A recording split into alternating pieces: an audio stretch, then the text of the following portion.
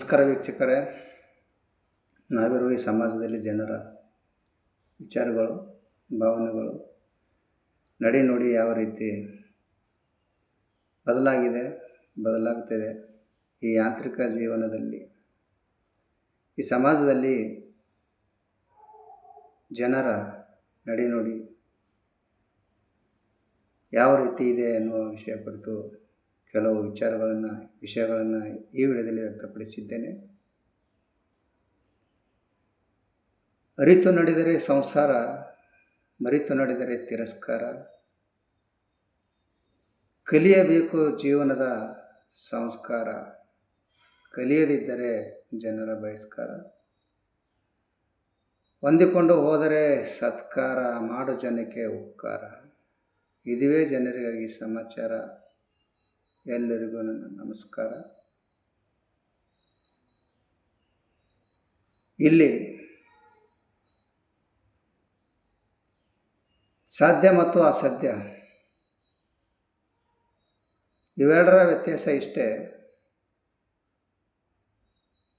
ನೀನು ಹಿಡಿದ ಕೆಲಸ, ಇಟ್ಟ ಗುರಿ ಮುಟ್ಟುತ್ತೇನೆ, ಸಾಧಿಸಿ ತೀರುತ್ತೇನೆ ಎನ್ನುವುದು ಸಾಧ್ಯ. ಬೆಟ್ಟ ಹತ್ತುತ್ತೇನೆ ಎಂಬ ಧೈರ್ಯದಿಂದ ಹೊರಟರೆ ಆ ಬೆಟ್ಟವೇ ನಿನ್ನ ಕಾಲು ಕೆಳಗಿರುತ್ತದೆ. ಇದುವೇ ಸಾಧ್ಯ ಎನ್ನುವುದು. ಅಸಾಧ್ಯ ಅಂದರೆ ನನ್ನಿಂದ ಈ ಕೆಲಸ ಸಾಧ್ಯವೇ ಆಗಲ್ಲ ಎಂದು ಕೈಕಟ್ಟು ಕುಳಿತುಕೊಂಡ್ರೆ ಅದು ಯಾವತ್ತೂ ಆಗಲ್ಲ. ಇದುವೇ ಅಸಾಧ್ಯ. ಕೈಲಾಗದ ಗಂಡ ಕೈಲಾಸ ಕಂಡ ಎನ್ನುವಂತೆ ಆಗುತ್ತದೆ. ಈ ಭೂಮಿ ಮೇಲೆ ನೀನು ಶ್ರಮವಹಿಸಿ ಕಷ್ಟಪಟ್ಟು ದುಡಿದು ಸಂಪಾದಿಸುವುದು ಮಾತ್ರ ನಿನ್ನ ಪಾಲು ಆಗುತ್ತದೆ. ಕಷ್ಟಪಟ್ಟು ದುಡಿಲಾರದು ಬಂದದ್ದು ಅದು ಎಂದಿಗೂ ನಿನ್ನ ಹತ್ತಿರ ಇರಲಾರದು, ನಿನ್ನದ ಆಗಲಾರದು. ಅದು ಇವತ್ತಿಲ್ಲ ನಾಳೆ ಹೋಗೇ ಹೋಗುತ್ತದೆ. ಇದು ಖಂಡಿತ ಸತ್ಯ ಮಾತು. ಅದು ಯಾವುದೇ ಸಂದರ್ಭದಲ್ಲಿ ಹೋಗಬಹುದು ಅಷ್ಟೇ. ಬೆವರು ಹನಿ ಸುರಿಸಿದ್ದು ಮಾತ್ರ ನಿನ್ನ ಹತ್ತಿರ ಉಳಿಯುತ್ತದೆ. ನಿನ್ನ ಪಾಲಿನದಷ್ಟೇ ನಿನಗೆ ಸಿಗುವುದು. ನಮ್ಮದಲ್ಲದು ನಮ್ಮಿಂದ ಖಂಡಿತ ದೂರವಾಗುವುದು. ಇರುವಷ್ಟು ದಿನ ನೆಮ್ಮದಿಯಾಗಿರು, ಇಷ್ಟೇ ಜೀವನ. ಈ ಸ್ವಾರ್ಥದ ಪ್ರಪಂಚದಲ್ಲಿ ಇಲ್ಲಿ ಯಾರನ್ನು ನಂಬಿ ಜೀವನ ಮಾಡಬಾರದು. ಯಾರು ಯಾರಿಗೆ ಆಗಲ್ಲ. ನೀನು ಜೀವನ ಮಾಡುವುದಾದರೆ ಆ ಭಗವಂತನನ್ನು ನಂಬಿ ಜೀವನ ಮಾಡು. ಆದರೆ ಇಲ್ಲಿ ಮನುಷ್ಯರನ್ನು ನಂಬಿ ಅಲ್ಲ.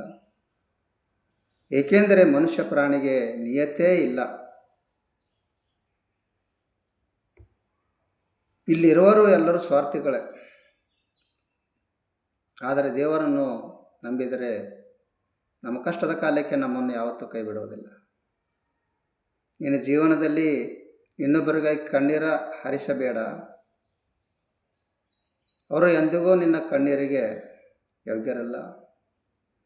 ಯಾರು ನಿನ್ನ ಕಣ್ಣೀರಿಗೆ ಯೋಗ್ಯರೋ ಅವರೇ ನಿನ್ನನ್ನು ಅಳಲು ಬಿಡುವುದಿಲ್ಲ.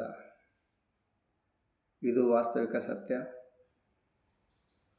ಬೇವಿನ ಮರದ ಎಲೆ ತಿನ್ನುವುದು ಬಲು ಕಹಿ, ಆದರೆ ಆರೋಗ್ಯಕ್ಕೆ ತುಂಬ ಒಳ್ಳೆಯದು. ಹಾಗೆ ಬೈದು ಹೇಳಿ ಬುದ್ಧಿ ಹೇಳುವರು ನಮ್ಮ ಒಳ್ಳೆಯದಕ್ಕೆ, ಕೆಟ್ಟದಕ್ಕಲ್ಲ.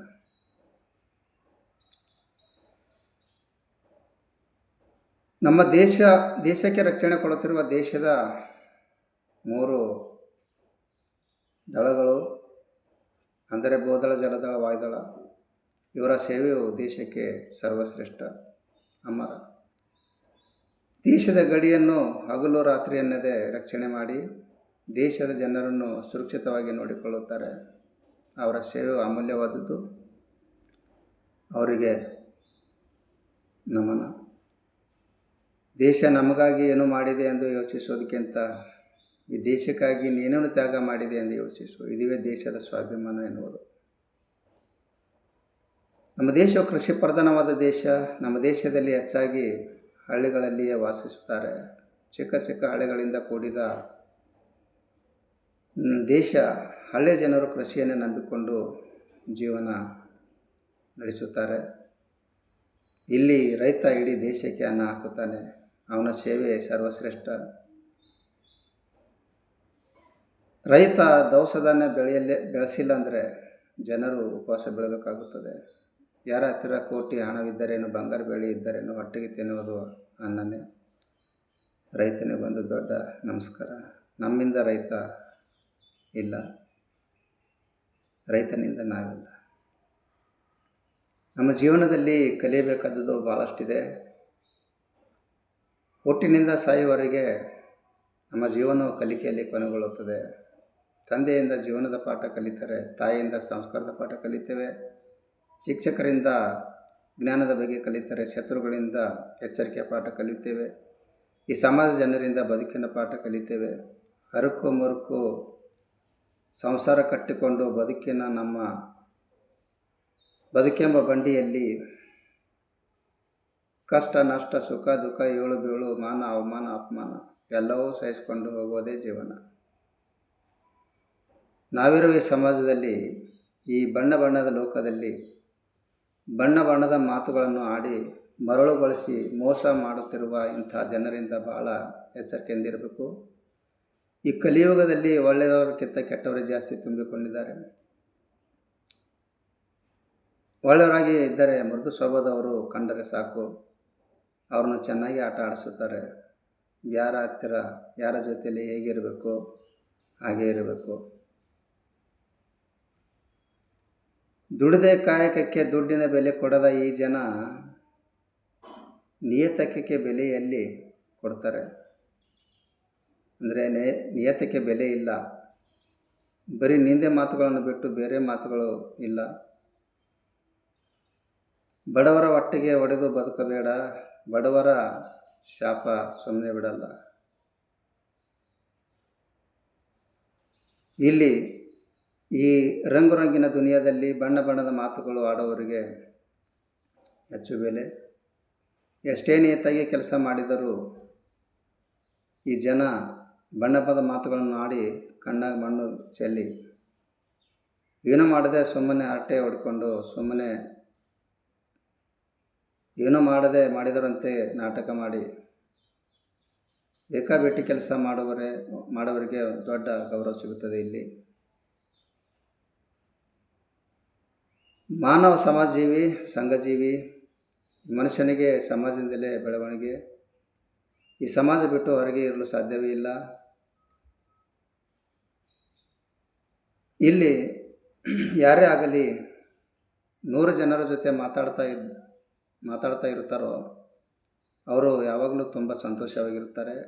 ಯಾರು 100 ಜನರು ಬಿಟ್ಟು ಬರೀ ಒಬ್ಬರನ್ನೇ ಹುಚ್ಚರ ಥರ ಹಚ್ಚಿಕೊಂಡು ಇರ್ತಾರೋ ಅವರು ಜೀವನದಲ್ಲಿ ಎಂದೆಂದಿಗೂ ಎಲ್ಲರಿಗಿಂತ ಹೆಚ್ಚು ನೋವು ಅನುಭವಿಸೋರು.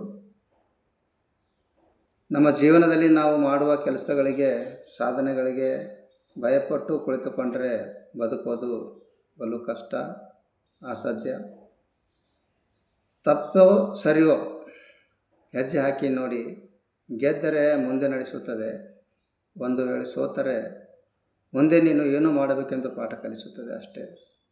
ಪ್ರಯತ್ನ ಎನ್ನುವುದು ಜೀವನ ಅವಿಭಾಜ್ಯ ಅಂಗ. ಈ ಮರದ ಮೇಲೆ ಕುಳಿತಿರುವ ಹಕ್ಕಿಗೆ ಕೊಂಬೆ ಮುರಿದು ಬೀಳುವ ಭಯ ಇರುವುದಿಲ್ಲ. ಏಕೆಂದರೆ ಅದು ನಂಬಿರುವುದು ತನ್ನ ರೆಕ್ಕೆಗಳನ್ನೇ ಹೊರತು ಕೊಂಬೆಗಳಲ್ಲ. ಹಾಗೆ ಮನುಷ್ಯ ಸಹ ತನ್ನ ಸಾಮರ್ಥ್ಯದ ಮೇಲೆ ತನಗೆ ಸದಾ ಆತ್ಮವಿಶ್ವಾಸ ಇರಬೇಕು, ಬೇರೆಯವರ ಮೇಲಲ್ಲ. ಬೇಲಿನಿಂದ ಬಾಣ ಬಿಡುವಾಗ ಇಲ್ಲೂ ತನ್ನ ಸ್ವಂತ ಕೈಯಲ್ಲಿ ಇರಬೇಕು, ಬೇರೆಯವರ ಕೈಯಲ್ಲಿಲ್ಲ. ಈ ವಿಡಿಯೋ ನಿಮ್ಮ ಜೀವನದಲ್ಲಿ ಯಾರನ್ನ ಬೇಕಾದರೂ ನಂಬಿ, ಆದರೆ ನಂಬೋಕ್ಕಿಂತ ಮೊದಲು ಸರಿಯಾಗಿ ಯೋಚಿಸಿ. ಏಕೆಂದರೆ ಕೆಲವೊಮ್ಮೆ ನಮ್ಮ ಸ್ವಂತ ಹಲ್ಲು ಸಹ ನಮಗೆ ನಾಲಿಗೆಯನ್ನು ಕಚ್ಚಿಬಿಡುತ್ತದೆ. ಬರೀ ದುಃಖದ ಬಗ್ಗೆನೇ ಯೋಚಿಸತೊಡಗಿದರೆ ಸದಾ ದುಃಖಿಯಾಗಿಯೇ ಉಳಿಯುತ್ತೀರಿ. ಸುಖ ಸಂತೋಷಗಳನ್ನು ಧ್ಯಾನಿಸುತ್ತಿದ್ದರೆ ಮುಂದೆ ಸುಖಿಯಾಗಿರುತ್ತೀರಿ. ಏಕೆಂದರೆ ಮನಸ್ಸು ಹೆಚ್ಚಾಗಿ ಯಾವುದರ ಬಗ್ಗೆ ಚಿಂತಿಸುವುದು ಅದೇ ಸಕ್ರಿಯವಾಗುವುದು. ದೇವರ ದೃಷ್ಟಿಯಲ್ಲಿ ಸಮಾಜದಲ್ಲಿ ಎಲ್ಲರೂ ಸಮಾನರು ಎಂಬುದು ಮುಖ್ಯವಲ್ಲ, ಆದರೆ ಮನುಷ್ಯರ ದೃಷ್ಟಿಯಲ್ಲಿ ಎಲ್ಲರೂ ಸಮಾನರು ಎಂಬುದು ಮುಖ್ಯ. ಜೀವನದಲ್ಲಿ ಬಣ್ಣ ನೋಡಿ ಮರಳು ಆಗಬೇಡಿ. ಬಣ್ಣವು ಹಳಸಿದ ಅನ್ನ ಇದ್ದ ಹಾಗೆ. ಮುಖದಲ್ಲಿ ಹಚ್ಚಿಕೊಂಡಾಗ ಬಣ್ಣ ಹೆಣ್ಣು ಎರಡು ಚೆನ್ನಾಗಿಯೇ ಇರುತ್ತೆ. ಬೆಳಗ್ಗೆ ಬಣ್ಣ ತೊಳೆದಾಗ ಬಣ್ಣ ಹಳಸಿದ ವಾಸನೆ ಬರುತ್ತದೆ. ಹೆಣ್ಣಿನ ಮುಖದ ಏರಿಳಿತಗಳು ಗೊತ್ತಾಗುತ್ತೆ. ಕೆಟ್ಟ ಗೆಳೆಯ, ಕೆಟ್ಟ ಹೆಂಡತಿ, ಕೆಟ್ಟ ಶಿಷ್ಯರ ಜೊತೆಗೆ ಇರುವುದಕ್ಕಿಂತ ಒಂಟಿಯಾಗಿ ಇರುವುದೇ ಒಳ್ಳೆಯದು. ಏಕೆಂದರೆ ಅವರು ನಮ್ಮ ಸಂಸಾರವನ್ನು ಬೆಳಗುವುದಕ್ಕಿಂತ ಮತ್ತಷ್ಟು ಬಿಗಡಿಸುತ್ತಾರೆ.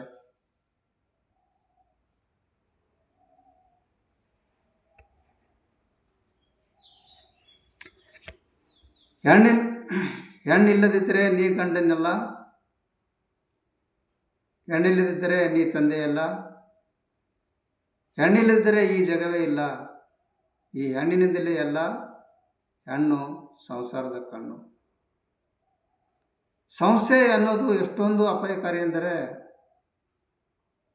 ಇದು ಮನುಷ್ಯನ ವ್ಯಕ್ತಿತ್ವವನ್ನೇ ಹಾಳು ಮಾಡಿಬಿಡುತ್ತದೆ. ಇಲ್ಲಿ ಯಾರ ಬಗ್ಗೆ ಆಗಲಿ ಮಾತನಾಡುವ ಮುಂಚೆ ಸ್ವಲ್ಪ ಎಚ್ಚರ ಇದ್ದರೆ ಸಾಕು, ಅದು ತುಂಬ ಒಳ್ಳೆಯದು. ಜೀವನದಲ್ಲಿ ಇನ್ನೊಬ್ಬರಿಗೆ ಮೋಸ ವಂಚನೆ ಮಾಡಿ ಅವರು ಎಷ್ಟೊಂದು ಮೂರ್ಖರಿದ್ದಾರೆ ಅಂದುಕೊಳ್ಳಬೇಡಿ. ಅವರು ನಿಮ್ಮನ್ನು ಎಷ್ಟು ನಂಬಿದರು ಅನ್ನೋದನ್ನು ಮರೆಯಬೇಡಿ. ಸ್ನೇಹ ಹೇಗಿರಬೇಕಂದ್ರೆ ಸಾವಿರಾರು ಸ್ನೇಹಿತರನ್ನು ಗೆಳೆಯರನ್ನು ಮಾಡಿಕೊಳ್ಳೋದು ಸ್ನೇಹ ಅಲ್ಲ. ಇಲ್ಲಿ ನಂಬಿಕೆ ಇಟ್ಟು ಮಾಡಿದ ಸ್ನೇಹವು ಸಾಯುವವರೆಗೂ ಉಳಿಯುವುದು. ಅದುವೇ ನಿಜವಾದ ಗೆಳೆತನ. ಆತ್ಮವಿಶ್ವಾಸ ಒಂದು ಆಯುಧ ಇದ್ದ ಹಾಗೆ. ಅದು ಎಲ್ಲ ಸಂದರ್ಭದಲ್ಲಿ ಎಲ್ಲ ಸಮಯದಲ್ಲಿ ಜಯ ತಂದು ಕೊಡದಿರಬಹುದು, ಆದರೆ ಯಾವುದೇ ಸವಾಲನ್ನು ಎದುರಿಸಲು ಧೈರ್ಯ ಅಂತೂ ತುಂಬುತ್ತದೆ. ಇಲ್ಲಿ ಬದುಕು ಅನ್ನೋದು ಒಂದೇ ರೀತಿ ಇರೋದಿಲ್ಲ. ಜೀವನದಲ್ಲಿ ಒಂದು ಸಲ ಏರಿದರೆ ಮತ್ತೊಂದು ಸಲ ಇಳಿಯುತ್ತದೆ. ಏರಿದಾಗ ಹಿಗ್ಗದೆ, ಬಿದ್ದಾಗ ಕುಗ್ಗದೆ, ಇಂದಲ್ಲ ನಾಳೆ ಮತ್ತೆ ಅದೇ ಸ್ಥಾನಕ್ಕೆ ಏರೇ ಏರುತ್ತೇನೆ ಎನ್ನುವ ಆತ್ಮವಿಶ್ವಾಸವಿದ್ದರೆ ಸಾಕು. ಜೀವನದಲ್ಲಿ ಸಭ್ಯ ಒಳ್ಳೆತನ ಎಂಬ ಮುಖವಾಡ ಹಾಕಿಕೊಂಡು ನೂರಾರು ಜನರು ಸಂಪಾದಿಸುವುದಕ್ಕಿಂತ ಸತ್ಯವಾದ ನೇರ ಮಾತಿನಿಂದ 3 ಜನರನ್ನು ಸಂಪಾದಿಸು. ಜೀವನವು ತುಂಬ ಜಟಿಲವಾಗಿದೆ. ಉತ್ತರ ಹುಡುಕಲು ಪ್ರಯತ್ನಿಸಬಾರದು, ಏಕೆಂದರೆ ಉತ್ತರ ಸಿಕ್ಕಾಗ ಜೀವನವು ಪ್ರಶ್ನೆಗಳನ್ನು ಬದಲಾಯಿಸುತ್ತದೆ. Thanks for watching my videos. Like it, share it and subscribe it.